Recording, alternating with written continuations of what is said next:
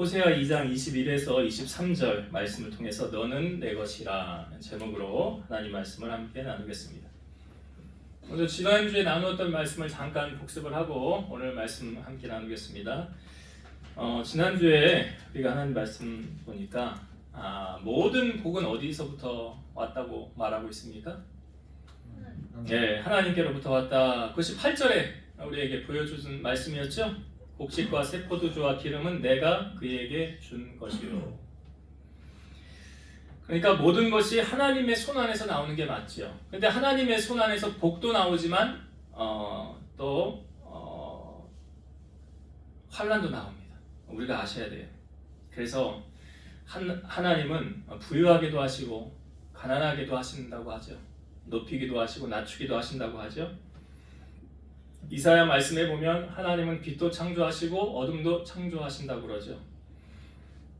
환난도 창조하시고 평안도 창조하시는데 이 모든 일을 행하는 분이 누구시래요? 네, 하나님이시라. 다윗은 하나님께로부터 부귀를 누렸죠. 다윗이 유명하게 고백한 말이 있죠. 모든 주권이 어디서부터 나왔대요? 하나님께로부터 나왔대요. 네. 모든 주권이 하나님께 있습니다. 우리가 근데 간혹 이걸 착각을 해요. 어떻게 착각하냐면 내가 수고해서 열심히 일해가지고 내가 일해서 이 재물 얻은 거 아니냐, 내가 열심히 노력해서 돈 번 거 아니냐. 절대 틀리다는 말은 아니에요. 근데 분명히 기억해야 될 사실은 하나님이 재물 얻을 능을 주시지 않으면 얻을 수가 없다는 사실. 제가 그 얘기 했잖아요. 이거 요즘에 그 TV에 블랙박스 프로 있더구만. 그 보니까 그 사고 나는 거 보세요. 야, 눈 깜짝할 사이에요. 그냥 건너편에서 그냥 와서 들이받아요. 어떻게 피할 겨를도 없잖아. 그렇지 않아요? 내가 잘한다고 지켜지는 겁니까? 아니더라고요. 하나님이 지켜주지 않으면 안 되는 거더라고요. 그거 보니까 더 은혜가 돼요. 그 TV 프로를 보니까 더 은혜가 되는 거예요. 그러니까 모든 주권이 하나님께로부터 왔다. 제가 며칠 전에 어떤 목사님 설교를 들으니까 잠언의 말씀을 가지고 이런 말씀을 하더라고요. 까닭 없는 저주는 임하지 않는다. 그럼 뭔가 다 이렇게 원인이 있으니까 결과가 있는 거 아닌가. 우리가 그걸 잘 모르니까 해석을 못할 뿐이지. 지금 LA에 산불이 나고 여러 사건 사고가 나고 그런 모든 것들이 다 그냥 우연이 되어졌다라고 우리가 해석하면 안 되는 거라는 거죠. 욥은 고백했잖아요. 주신 이도 여호와시요 거두어 가신 이도 여호와시니라. 우리가 겸손히 여호와를 경외하면 주시는 복이 있어요. 세 가지 기억하세요? 겸손과 여호와를 경외함의 보응은 세 가지. 네? 겸손과 여호와를 경외함의 보응은 재물과 영광과 생명이니라. 이 세 가지를 주신대요. 이게 얼마나 좋습니까? 이 재물. 여러분 돈 좋아하시잖아요. 재물의 복을 주신대잖아요. 영광은 무엇입니까? 높은 자리 아니에요? 나를 낮추지 아니하시고 시편 23편에 있는 말씀처럼 원수의 목전에서 내게 상을 베푸신다. 그렇게 하신대잖아요. 그게 영광이잖아요. 그리고 생명, 장수하게 하는 것. 하나님께서 우리에게 재물의 복을 주시는 이유는 왜 복을 주십니까? 그것을 통해서 청지기의 사명을 잘 감당하라는 거예요. 그러니까 사실은 이건 내 것이 아니라 하나님이 나에게 맡겨주신 것이다. 청지기가 그거잖아요. 내 것이 아니에요. 하나님의 것인데 하나님이 나에게 맡겨주신 것이다. 그러니까 주인 되시는 그분이 보시기에 아름답게 잘 사용해야 되는 거예요. 하나님의 영광을 돌리는 곳에, 하나님이 원하시는 곳에 흘려 보내야 된다는 사실이죠. 근데 우리가 마치 내 것인 양 하나님의 영광을 위해서는 쓰지 않고 나 배불리는데, 내 새끼 잘 먹이고 잘 입히는데 우리가 그거 먼저 신경 쓰지 않습니까? 엘리 제사장의 결말을 우리는 알잖아요. 엘리가 어떻게 했습니까? 자기 두 아들 홈리와 비느하스한테, 이거 하나님이 선지자를 보내서 하신 말씀이죠. 너는 하나님보다, 너는 나보다 네 아들들을 나보다 더 사랑하더라. 이걸 하나님이 기뻐하지 않는 거죠. 엘리가 그러므로 말미암아 그 두 아들이 전쟁터에서 죽게 되었고요. 법궤는 뺏기게 되지 않았습니까? 그러니까 하나님은 복을 주셨다가도 하나님의 영광을 위해 드리지 않고 하나님이 원하시는 대로 사용하지 않으면 하나님은 다시 거두어 가시더라. 그러니까 주신 분도 여호와가 맞지요. 그 다음에 취하여 가신 분도 여호와가 맞지요. 그래서 여러분, 복을 받는 것도 중요한데요, 그 복을 잘 간수하고 지키는 것 또한 중요합니다. 그러니까 하나님으로 하여금 후회하게 해드리면 안 되잖아요. 내가 너 복을 줬는데 네가 나를 이전보다 더 사랑하고 더 잘 섬기고 너 내가 기뻐하는 대로 잘 쓰는구나. 그럼 하나님 마음이 얼마나 흡족하시겠어요. 그런데 오히려 하나님을 잊어버리고 세상을 가까이 하고 나몰라라 하면, 그러니까 사울 왕을 하나님이 처음에 세우시고 처음 사울 왕이 이렇게 하나님의 말씀에 불순종하여 출발하지 않았어요. 그 겸손히 출발했어요. 성경을 보시면 알겠지만 제비를 뽑아 사울이 걸렸지만 사람들 앞에 나타나지 않고 짐작 뒤에 숨어 있었다고요. 이건 뭐냐면 겸손히 출발했다고요. 그런데 그 겸손히 출발했던 그 사울이 하나님의 말씀을 버리지요. 순종하지 않지요. 그러므로 하나님께서 왕 삼은 것을 후회하셨더라. 그러니까 우리가 저번 주에 말씀해 보니까 복을 주신 분이 하나님이신데 하나님이 원하는 대로 살지 않으면 그 복을 다시 다 가져가시더라. 하나님이 찾아가고 빼앗아가고 수치를 당하게 하고 벌을 주시더라.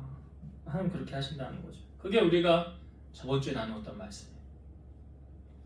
오늘 이제 14절부터 마지막 절까지의 말씀이 이제 두 단락으로 나뉘어져 있는데요, 이 앞부분에 있는 14절에서 20절까지의 내용은 하나님께서 이스라엘에게 내리신 징계를 해제하여 그들과 새로운 관계를 맺을 것을 예언하는 내용이에요. 여러분, 제가 신앙생활을 하면서 늘 강조하는 게 있어요. 여러분, 죄를 왜 멀리하라고 제가 합니까?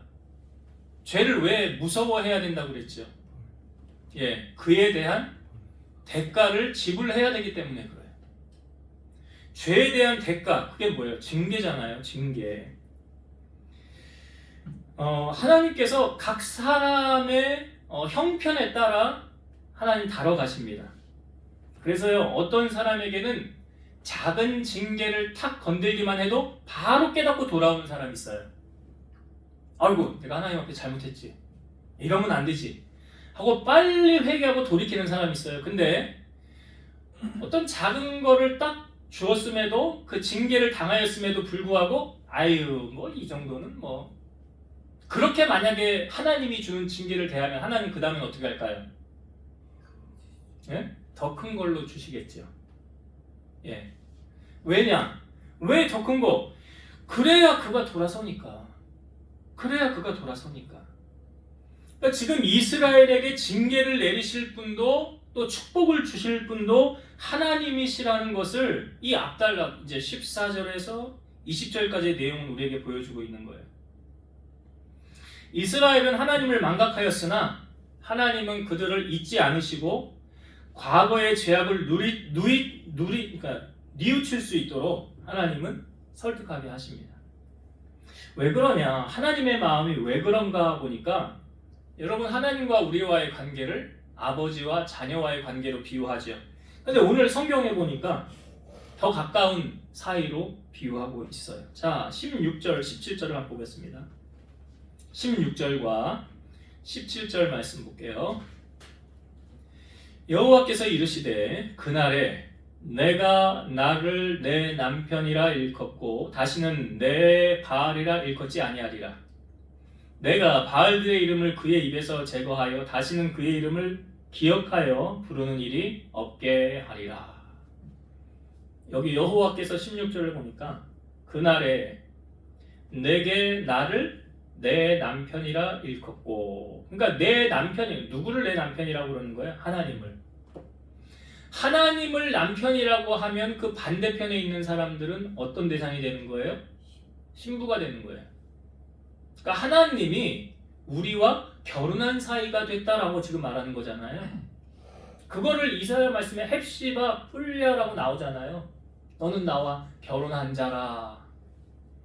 그러니까 하나님께서 지금 하나님과 이스라엘의 관계를 어떤 관계로 비유하고 있습니까? 신랑과 신부로 비유를 하고 있다라는 거죠.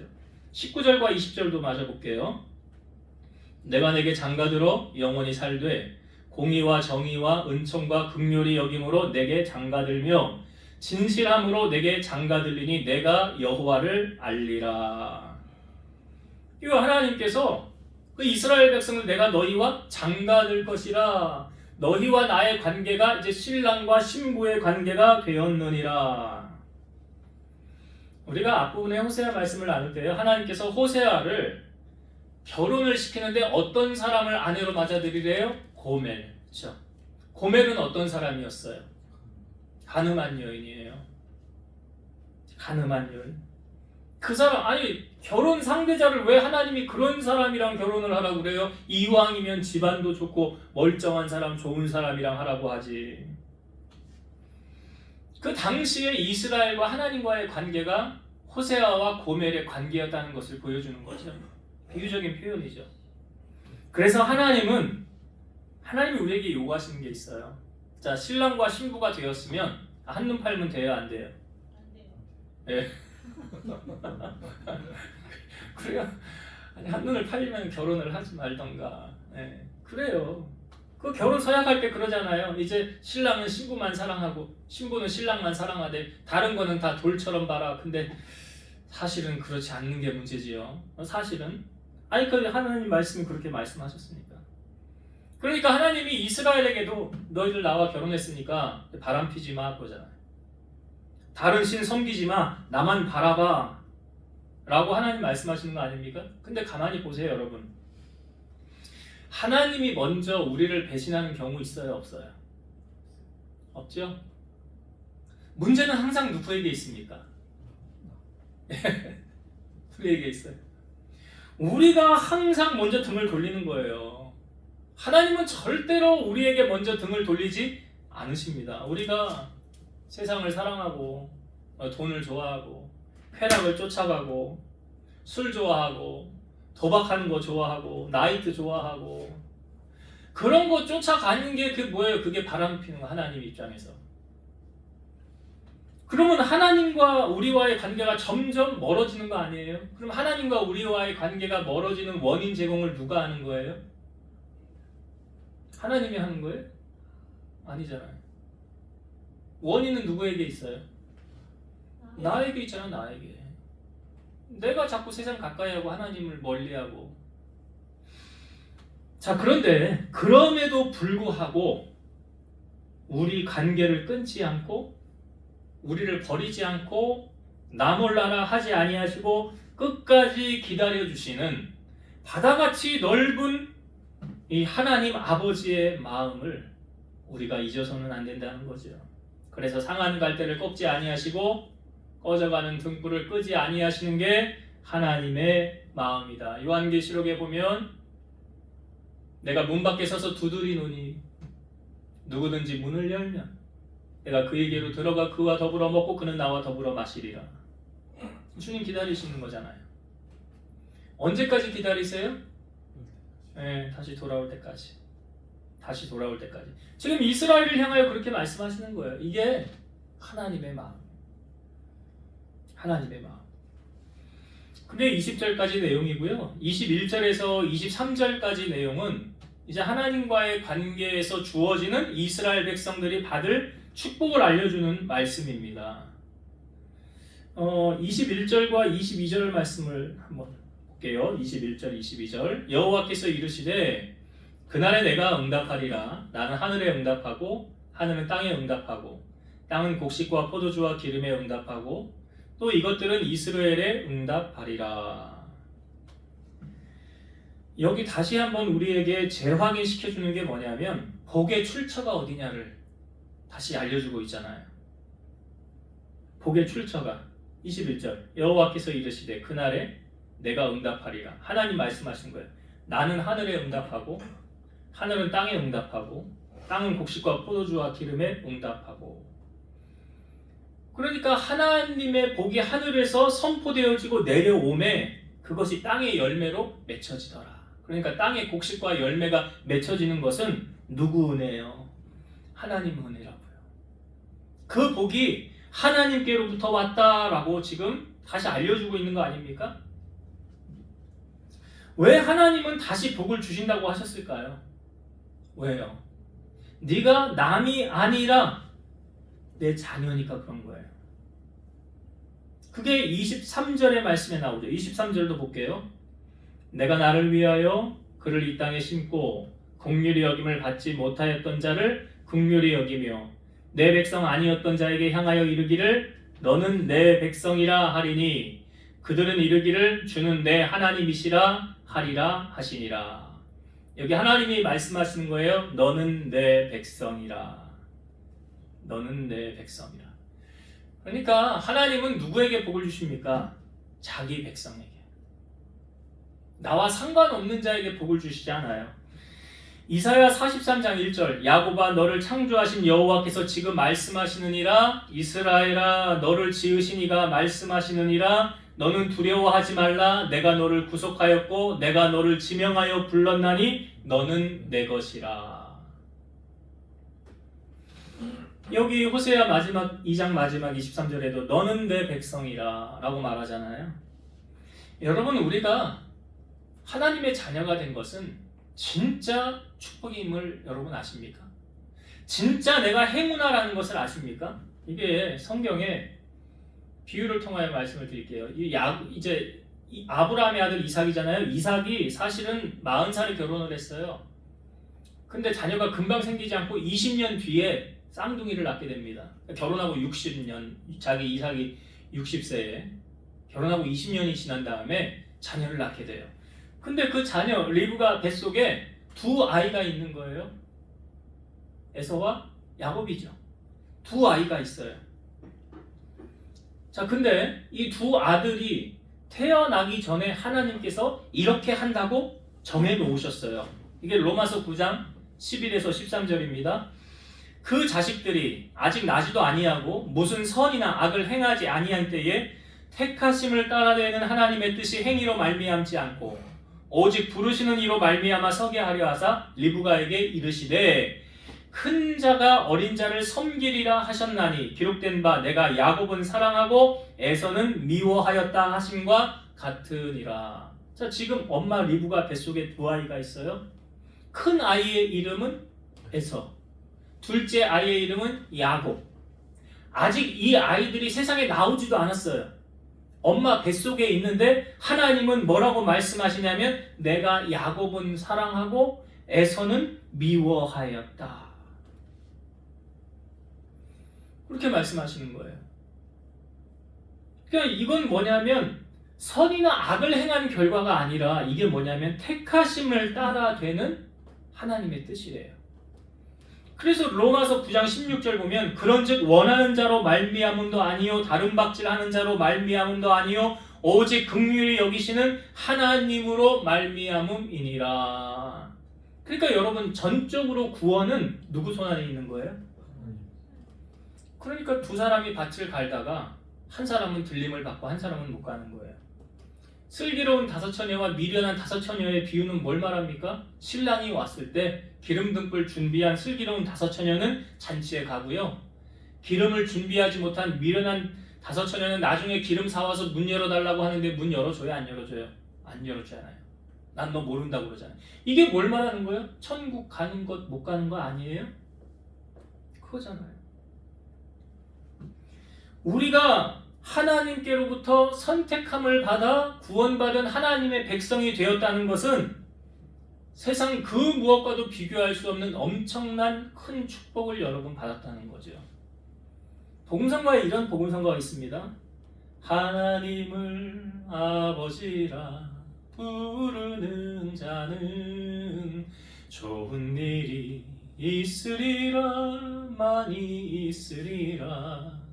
우리 서로 뜨겁게 사랑하면은 좋은 일이 있으리라 많이 있으리라.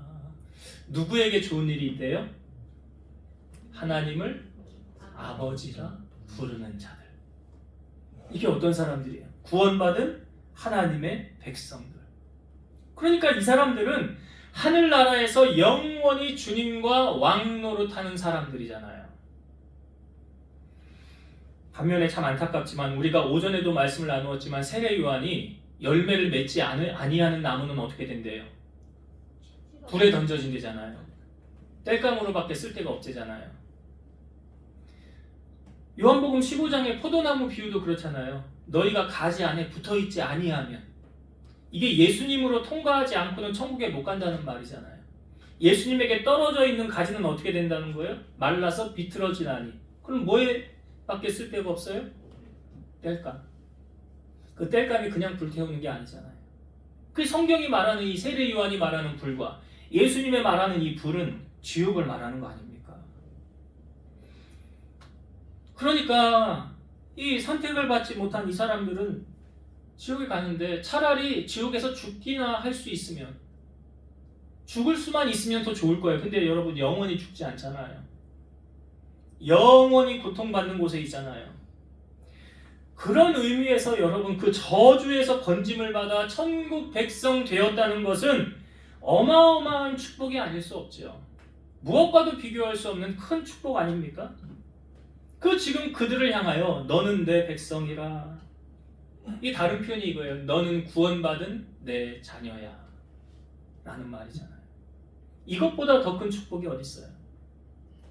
여러분, 우리는 하나님의 은혜로 선택함을 받아 이 자리에서 예배를 드리고 구원받은 하나님의 백성이 맞죠? 우리는 잠깐 이 땅에 살다가 영원한 하나님의 나라에 갈 사람들 맞아요. 근데 제가 그랬잖아요. 우리만 가면 되겠냐?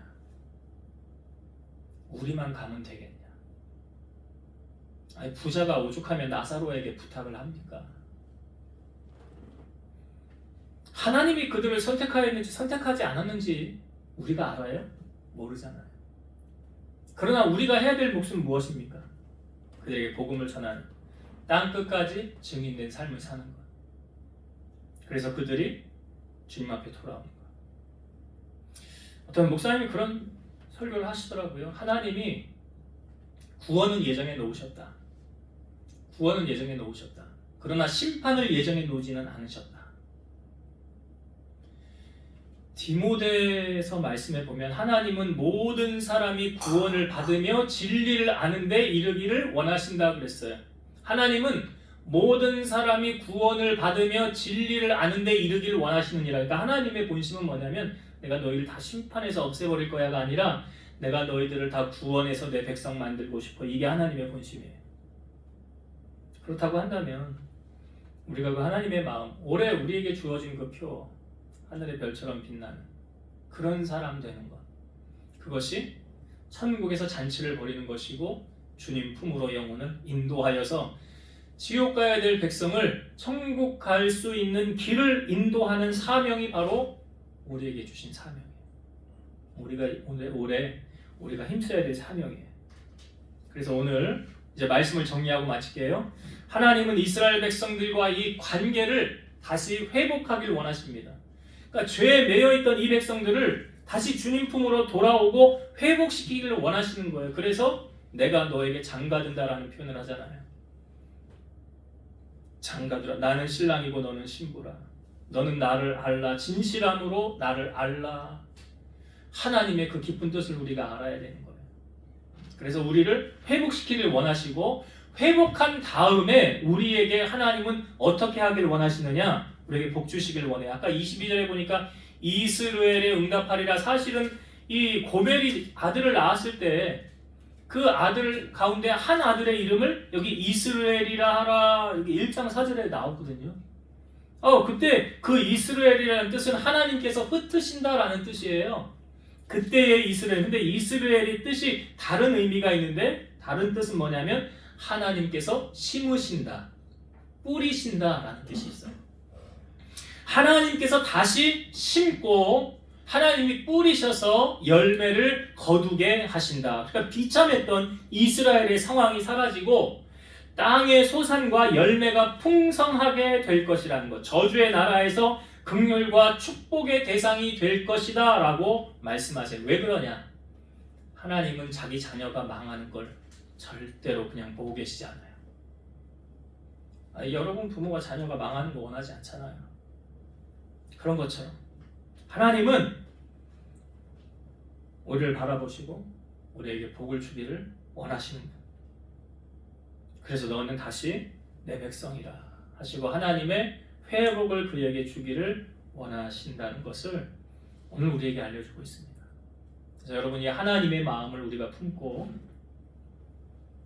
하나님을 더 깊이 알아가는 여러분 되시길 바라고, 그 하나님의 그 사랑을 나를 통해서 많은 자들에게 흘려보내서 구원의 통로로서의 역할을 감당하는 여러분 되시기를 주의 이름으로 축원드립니다. 기도하시겠습니다. 지금도 살아서 역사하시는 하나님, 우리와 하나님과의 관계를 나는 너와 결혼하였노라 신랑 신부라고 말씀하시고, 또한 너는 내 것이라 라고 칭하여 부르셔서 하나님 자녀로 인쳐주신 은혜 참으로 감사합니다. 구원받은 우리들이 어떤 공로로 구원을 받았습니까? 거저 은혜로 구원받지 않았습니까? 하나님의 크신 사랑으로 우리가 구원함을 얻었사오니 이 구원의 은혜와 감격을 나만 누리는 것이 아니라 우리 주변에 죽어가는 사람들을 예수 그리스도를 선포하고 복음의 증인으로서 삶을 살아감을 통하여서 죽어가는 영혼들을 주님 품으로 인도하여 하나님 앞에 영광 올려드리며 살아가는 우리 성도들 다 되게 하여 주옵소서. 이제는 우리를 모든 죄악 가운데서 구속하시고 다시 이 땅 가운데 재림하실 독생자 예수 그리스도의 은혜와 하나님의 사랑하심과 성령님의 대주 교통 인도 역사 충만케 하시니 사랑하는 성도들 머리 위에, 저들 가정 위에, 이 제단과 나라와 민족 위에 이제로부터 영원토록 함께 있을지어다. 아멘.